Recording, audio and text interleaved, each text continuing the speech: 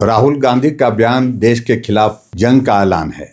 इस बयान को सुनकर के पूरा देश जो है वो हैरान है और किसी भी नेता से इस तरह की उम्मीद नहीं की जा सकती। प्रधानमंत्री नरेंद्र मोदी जी का विरोध करते करते मैं समझ रहा हूं कि राहुल गांधी अब देश के विरोध करने पर उतर आए हैं। इंडियन स्टेट से लड़ाई की बातें हमेशा एंटी नेशनल एलिमेंट के द्वारा ही की जाती हैं और आज देश के नेता प्रतिपक्ष राहुल गांधी जी और कांग्रेस के सर्वे सर्वा भी वही बातें कह रहे हैं। राहुल गांधी जी भारत के संविधान की शपथ लेते हैं और साथ ही कहते हैं कि we are fighting the Indian state itself. मैं समझता हूं कि ये बहुत दुर्भाग्यपूर्ण है।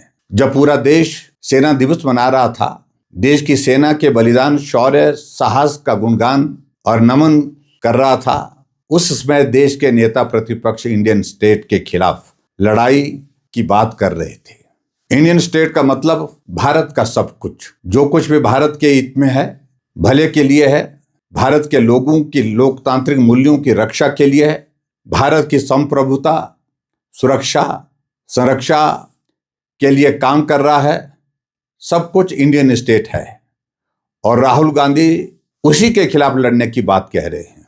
इससे कांग्रेस का असली चेहरा सामने आया है। राहुल गांधी द्वारा इतनी आपत्तिजनक बातें की जा रही थी और उस समय हिमाचल प्रदेश के मुख्यमंत्री और उप मुख्यमंत्री भी वहीं पर मौजूद थे और उन्होंने अभी तक इस बात पर कोई भी प्रतिक्रिया नहीं दी, ना तो इसका विरोध किया है ना ही समर्थन किया है।